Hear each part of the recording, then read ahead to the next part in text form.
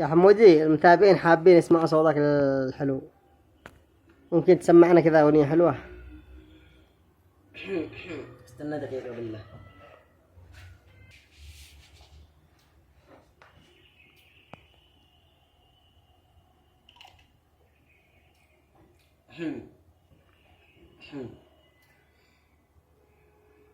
شوف طعم الفراق شلون. اي بس مالك سلامات. والله خلينا اكمل. ايش في؟ سلامات. هدا هذا كله لحن. معك صوتي. صوتك؟ ايوه انا ابغى صوتك. يلا سمعنا بس لكن لا تطولش باللحن. يلا عيد. خلينا اكمل يا اخي لا تخلبطنا. يلا. شوف طعم الفراق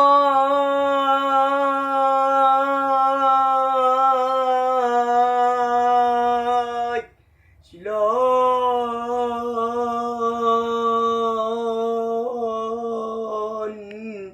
مكروه.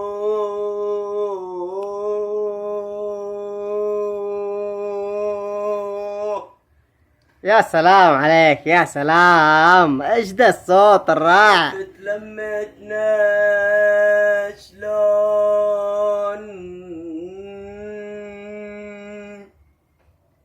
حلوة. اسم وقف غني الأغنية دي. خبر فززني. يلا سمعنا. ما كملناش الأغنية يعني ضروري.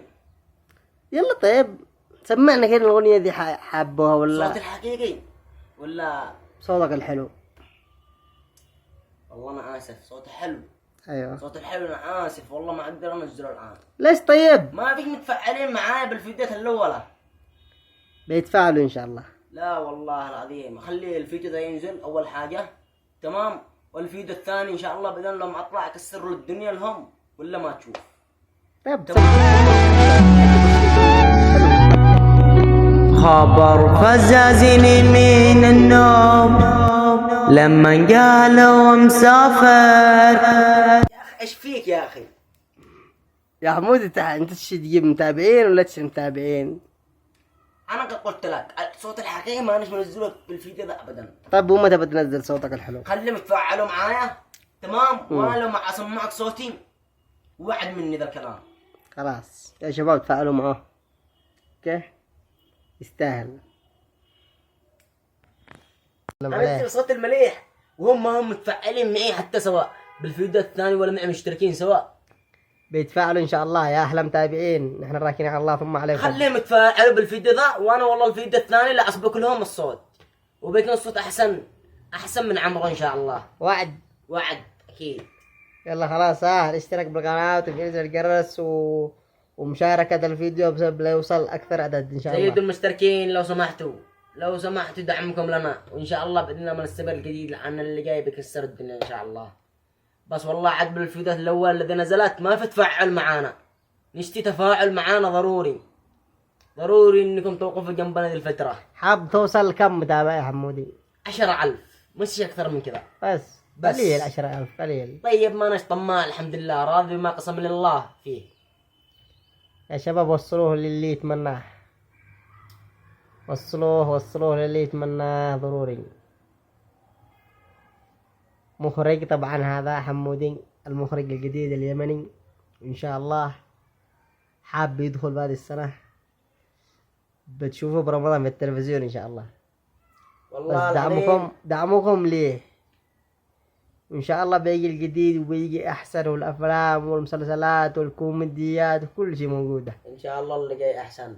بس والله عاد ما في تطورات يعني الحاجات التي انا اشتيها في راسي عاد ما قد توصل لي. لعنا انا نزلت فيلمي اسمه الفيلم حق المواجهة، ليش ما في متابعين ولا مشاهدات ولا اي شيء كثير؟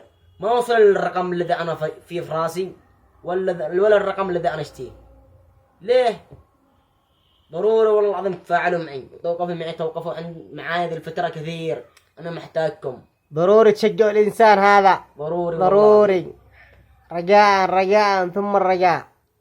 اوصل رسالتي للمخرجين والممثلين، المخرجين كامل انا بذكر اساميهم الان. اول شيء المخرج وليد العلفي يتفاعل مع الانسان هذا والمخرج الثاني محمد فاروق وابراهيم يحيى وكثير من المخرجين كمان حابين يعني يوقفوا مع الانسان هذا، عنده طموح وعنده امكانيات وعنده كل شيء، بس حبوا ادعموه.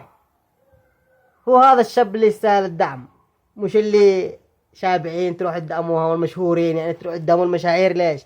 ادهموا اللي زي هذا، ادعموه، شجعوه، وصلوه لحلمه اللي يبغاه، وان شاء الله ما يخيب ظنكم.